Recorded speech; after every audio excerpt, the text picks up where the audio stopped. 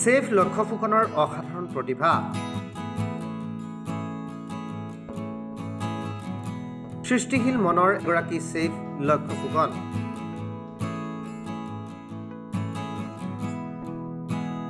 সকলো ব্যক্তিৰে কিবা নহয় কিবা প্ৰতিভা থাকেই, সেইসকলৰ ভিতৰত চেফ লক্ষ্য ফুকনো এজন অন্যতম। জানিব পৰা মতে চেফ লক্ষ্য ফুকনৰ ঘৰ চাবুৱাত।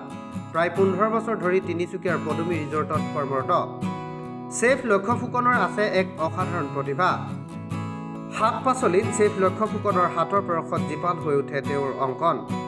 সৃষ্টিশীল মনৰ গৰাকী চেফ লক্ষ্য ফুকনে তেওঁৰ হাতৰ যাদুৰে অংকন কৰি গ্ৰাহকক মন মুহিবলৈ সক্ষম হৈছে।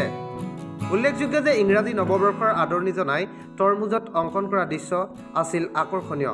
সমান্তৰালকৈ শাক পাচলিৰে ফুলৰ থোপা বনোৱা দৃশ্য আছিল অতিকৈ মনোমোহা। হয়, আৰু আজি পোনপ্ৰথমে আমাৰ সমূহ অসমীয়া ৰাইজক আপোনালোকৰ চেনেলৰ যোগেদি ইংৰাজী নৱবৰ্ষৰ শুভেচ্ছা জনাইছোঁ। আপোনালোকলৈ বহুত বহুত শুভেচ্ছা জনাইছোঁ। আৰু পোনপ্ৰথমে ক'বলৈ গ'লে আজি মই খাদ্য বস্তুৰ সৈতে জড়িত হৈ আছোঁ। আজি 15-16 বছৰে হ'ল মই হোটেল ইণ্ডাষ্ট্ৰীত এইটো ৰন্ধা মেলা কামত সৈতে জড়িত হৈ আছোঁ। আৰু ৰন্ধা মেলা কাম বুলি ক'লে আচলতে শাক পাচলি হওক, ফল মূল হওক, যিকোনো বস্তুৰ সৈতে জড়িত হৈ থকা হয়। আৰু সেইবিলাকে বস্তু মানে আমি এটা অন্য এটা ৰূপ দিবলৈ চেষ্টা কৰোঁ। যেনেকৈ আমাৰ তৰমুজে হওক বা যিকোনো গাজৰ, মূলা, তেনেকুৱা ফল মূল আমি অন্য এটা ৰূপ দিবলৈ চেষ্টা কৰোঁ, যাতে আমাৰ অতিথিজন ৰেষ্টুৰেণ্টলৈ অহা মানে আকৰ্ষিত হয়। খাদ্য বস্তুটো সোৱাদ লগা উপৰিও আমি যাতে অন্য এটা ৰূপ দিব পাৰোঁ, তাই চকুৰে চাই যাতে আকৰ্ষিত হয়। তো সেনেকুৱা ৰূপ দিবলৈ চেষ্টা কৰোঁ। আৰু সকলোৱে বহুতে মানে যিমানে দেখিছে সকলোৱে প্ৰশংসা কৰিছে আৰু ভাল লাগিছে। ভাবিছোঁ ভৱিষ্যতে আৰু আগুৱাই যাম আপোনালোকৰ এনেকুৱা আশীৰ্বাদ পালে।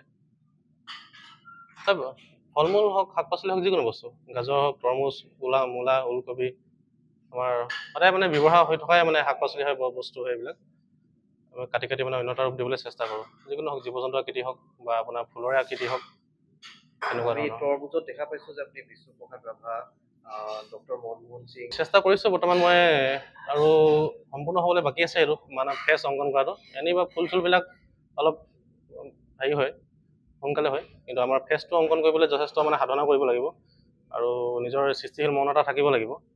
আৰু ছবি আঁকি মানে ভালপোৱা এজন হ'লেহে মানে তেনেকুৱা এটা সম্ভৱ হৈ উঠিব। আৰু আমিও মানে সৰুতে তেনেকৈ ছবি আঁকি ভাল পাইছিলোঁ স্কুল পঢ়া সময়খিনিত। তো সেইকাৰণে আঁকিবলৈ চেষ্টা কৰিছোঁ। কিছুদিনৰ আগতে আমাৰ প্ৰাক্তন প্ৰধানমন্ত্ৰী মনমোহন সিং ডাঙৰীয়াও আমাৰ মাজৰ পৰা আঁতৰি গৈছে, তেখেতক অংকন কৰিব চেষ্টা কৰিছিলোঁ। আৰু এবাৰ আমাৰ হিমন্ত বিশ্ব শৰ্মা ছাৰ, বৰ্তমান মুখ্যমন্ত্ৰী, তেখেতকো মই এটা তৰমুজত অংকন কৰি মানে তেখেতক নিজ হাতত অৰ্পণ কৰিছিলোঁ।